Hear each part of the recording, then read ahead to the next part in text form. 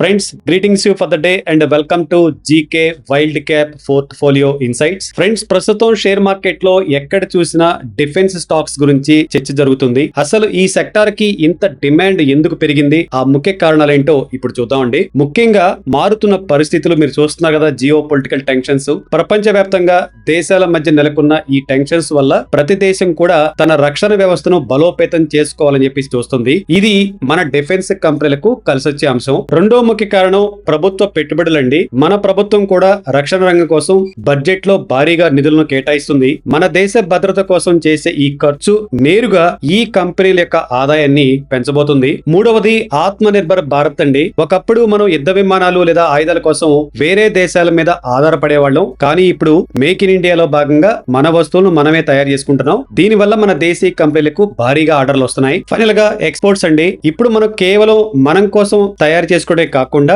ఇతర దేశాలకు కూడా ఆయుధాలను ఎగుమతి చేసే పరిస్థితిలో ఉన్నాం. ఇది మన డిఫెన్స్ రంగంలో ఒక పెద్ద చేంజ్ అని చెప్పుకోవచ్చు. డిఫెన్స్ సెక్టార్ లో ఏ కంపెనీ దగ్గర ఎక్కువ ఆర్డర్లు ఉంటే ఆ కంపెనీకి రాబోయే రోజుల్లో అంత ఎక్కువ ఆదాయం వచ్చే అవకాశం ఉంటుంది. ప్రస్తుతం అద్భుతమైన ఆర్డర్ బుక్ పొజిషన్ లో ఉన్న 3 ప్రభుత్వ రంగ కంపెనీల గురించి మనం డీటెయిల్ గా మాట్లాడుకుందాం అండి. మన లిస్ట్ లో ఫస్ట్ కంపెనీ పిఈఎల్ అండి. మనం చాలా సార్లు ఈ కంపెనీ గురించి డీటెయిల్ గా మాట్లాడుకున్నాం. మన దేశ రక్షణ రంగంలో ఎలక్ట్రానిక్ సిస్టమ్స్ తయారీలో ఈ కంపెనీ ఒక లీడర్ అని చెప్పొచ్చు. దీని లేటెస్ట్ రిపోర్ట్స్ చూస్తే కనుక మైండ్ బ్లాక్ అవ్వాల్సిందే. అవేంటో ఒకసారి డీటెయిల్ గా చూద్దామండి. ఏప్రిల్ 1, 2026 నాటికి బిఈఎల్ చేతిలో ప్రస్తుతం దాదాపు 74,000 కోట్ల విలువైన భారీ ఆర్డర్లు ఉన్నాయి. గత ఆర్థిక సంవత్సరం FY26 లో వీరు 30,000 కోట్ల కొత్త ఆర్డర్లు దక్కించుకున్నారు. ఇందులో విదేశాల నుండి వచ్చిన $346 మిలియన్ ఎగుమతి ఆర్డర్లు కూడా ఉండటం విశేషం అండి. మీకు బిఈఎల్ మీద ఒక డౌట్ రావచ్చు, వీరికి అసలు ఇన్ని ఆర్డర్లు ఎక్కడి నుంచి వస్తున్నాయని. ప్రధానంగా చూస్తే బిఈఎల్ కి యుద్ధ విమానాల కోసం ఏవియానిక్స్, 2 సరిహద్దుల్లో నిఘా కోసం మౌంటైన్ రాడార్లు, 3 హెలికాప్టర్ల కోసం ఎలక్ట్రానిక్ వార్ఫేర్ సూట్స్, ఫైనల్ గా గాలిలో అండ్ సముద్రంలో పనిచేసే నిఘా పరికరాలండి. బిఈఎల్ దగ్గర కేవలం ఆర్డర్లే కదండి, కంపెనీ ఆదాయం కూడా సూపర్ గా పెరిగింది. గత ఏడాది 23,024 కోట్లుగా ఉన్న టర్న్ ఓవర్ ఈ ఏడాది 16.2% వృద్ధి సాధించి 26,750 క్రోర్స్ కు చేరింది. అండ్ ముఖ్యంగా విదేశీ అమ్మకాలు కూడా గత ఏడాది 33.6% పెరిగి సుమారు $141 మిలియన్ కు చేరుకున్నాయి. సింపుల్ గా బిఈఎల్ గురించి ఒక ముక్కలో చెప్పాలి అంటే,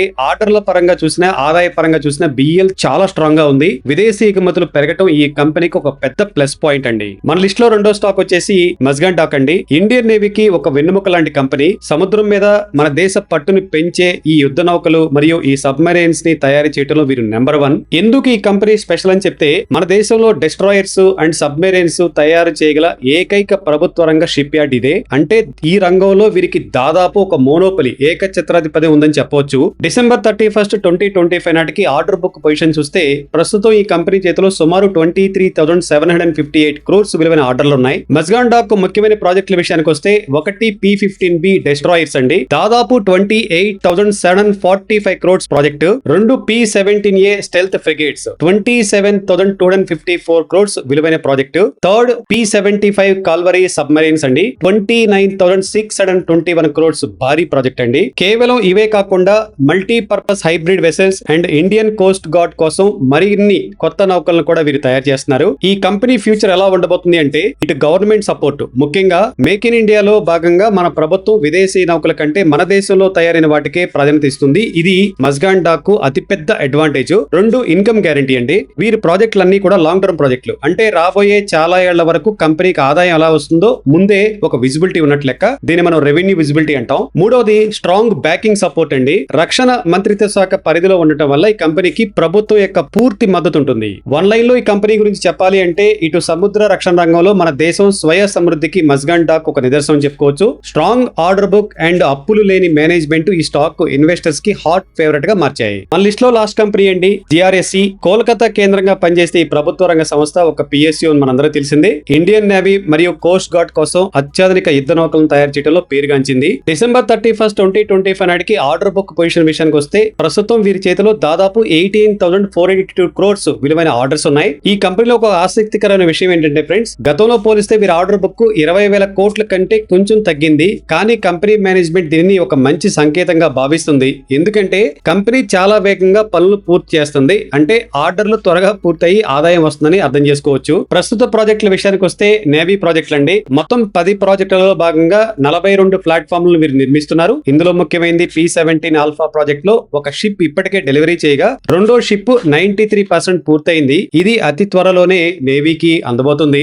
2 హైబ్రిడ్ ఫెర్రీలండి. కేవలం రక్షణ రంగమే కాకుండా వెస్ట్ బెంగాల్ ప్రభుత్వం కోసం 13 హైబ్రిడ్ ఫెర్రీలను తయారు చేస్తున్నారు. ఇవి పర్యావరణానికి మేలు చేసే ఎలక్ట్రానిక్ బోట్స్ లాంటివి. ఈ ప్రాజెక్టు 2027-28 కల్లా పూర్తవుతుందంటున్నారు. Company plus points and risk విషయానికి వస్తే ప్లస్ పాయింట్స్ గా ప్రభుత్వం నేవీ మీద పెడుతున్న ఖర్చు పెరగటం, విదేశీ ఎగుమతులకు ఉన్న అవకాశాలు మరియు మేక్ ఇన్ ఇండియా వల్ల కంపెనీకి మంచి ఫ్యూచర్ ఉంది. అండ్ రిస్క్ ఫ్యాక్టర్ విషయానికి వస్తే ఫ్రెండ్స్, అయితే వీరు పూర్తిగా ప్రభుత్వం యొక్క ఆర్డర్ల మీద డిపెండ్ అయి ఉండటం వల్ల అండ్ భారీ ప్రాజెక్టులు కావటం, డెలివరీలో ఏమైనా జాప్యం జరిగితే అది కంపెనీ మీద చాలా ప్రభావం చూపుతుంది. ఓవరాల్ గా చూస్తే జిఆర్ఎస్సి తన పనులను వేగంగా పూర్తి చేస్తూ ఇన్వెస్టర్స్ లో ట్రస్ట్ ను పెంచుతుంది. డిఫెన్స్ సెక్టార్ ని గమనిస్తున్న వారు ఖచ్చితంగా వాచ్ లిస్ట్ లో పెట్టుకోవాల్సిన స్టాక్ అండి ఇది. ఫ్రెండ్స్, ఇప్పటి వరకు మనం చూసిన 3 కంపెనీలకు ఆర్డర్ బుక్ చాలా బలంగా ఉంది. అయితే కేవలం ఆర్డర్లు ఉన్నాయి కదా అని చెప్పేసి కళ్ళు మూసుకుని ఇన్వెస్ట్మెంట్ చేయకూడదండి. మనం గమనించాల్సిన కొన్ని ముఖ్యమైన విషయాలు ఇక్కడ ఉన్నాయి. అండ్ ఈ కంపెనీలో మనం ఎందుకు పాజిటివ్ గా ఉండాలి అంటే, ఒకటి ఆదాయంపై ఉన్న నమ్మకం అండి. భారీ ఆర్డర్ బుక్ ఉంది అంటే రాబోయే కొన్ని సంవత్సరాల వరకు ఆ కంపెనీకి రెవెన్యూ వస్తుందని చెప్పేసి మనకు ఒక క్లారిటీ ఉంటుంది. 2 గవర్నమెంట్ సపోర్టు. ఇండియా తన సొంత ఆయుధాలను తానే తయారు చేసుకోవాలని పట్టుదలతో ఉంది కదా, ఇది మన దేశీయ కంపెనీలకు ఒక పెద్ద బూస్టర్ డోస్ లాంటిది. అదే సమయంలో మనం జాగ్రత్తగా ఉండాల్సిన విషయాలు కూడా ఉన్నాయండి. ఒకటి, ఎగ్జిక్యూషన్ డిలేస్. ముఖ్యంగా ఈ ప్రాజెక్టులన్నీ కూడా డిఫెన్స్ ప్రాజెక్టులు చాలా క్లిష్టమైనవి. ఏదైనా ఒక టెక్నికల్ కారణాల వల్ల ప్రాజెక్ట్ లేట్ అయితే అది కంపెనీ లాభాల మీద దెబ్బతీస్తుంది. అండ్ రెండోదండి, ఈ కంపెనీలందరికీ మెయిన్ గా ఒక్కరే కస్టమర్. ఈ కంపెనీలకి మెయిన్ కస్టమర్ మన ప్రభుత్వమే. ఒకవేళ బడ్జెట్ కేటాయింపులలో లేదా పాలసీల్లో ఏమైనా మార్పులు వస్తే అది నేరుగా ఈ స్టాక్స్ మీద ఇంపాక్ట్ చూపిస్తుంది. ఫైనల్ గా వాల్యుయేషన్స్ అండి. ప్రస్తుతం డిఫెన్స్ స్టాక్ ధరలు చాలా పెరిగి ఉన్నాయి. కాబట్టి ఈ కంపెనీ ఫండమెంటల్స్ అండ్ షేర్ ధర కరెక్ట్ గా అంటే రీజనబుల్ ప్రైస్ లో ఉన్నాయో లేదో చెక్ చేసుకోవడం చాలా చాలా ముఖ్యం. ఫైనల్ గా చెప్పుకోవాలనుకుంటే ఫ్రెండ్స్, డిఫెన్స్ సెక్టర్ అనేది ఒక లాంగ్ టర్మ్ ఇన్వెస్టర్స్ కు ఒక మంచి అవకాశం అని చెప్పొచ్చు. కానీ ఇన్వెస్ట్మెంట్ చేసే ముందు ఆ కంపెనీకి అప్పులు ఎంత ఉన్నాయి అండ్ మేనేజ్మెంట్ ఎలా ఉంది అనే విషయాలను డీప్ గా స్టడీ చేయాల్సిన అవసరం ఉంది. మొమెంటం చూసి కాకుండా ఫండమెంటల్స్ చూసి నిర్ణయం తీసుకోవాల్సిన అవసరం ఉంది. ఫ్రెండ్స్, ఇవి ఈ రోజు మన డిఫెన్స్ స్టాక్స్ విషయాలండి.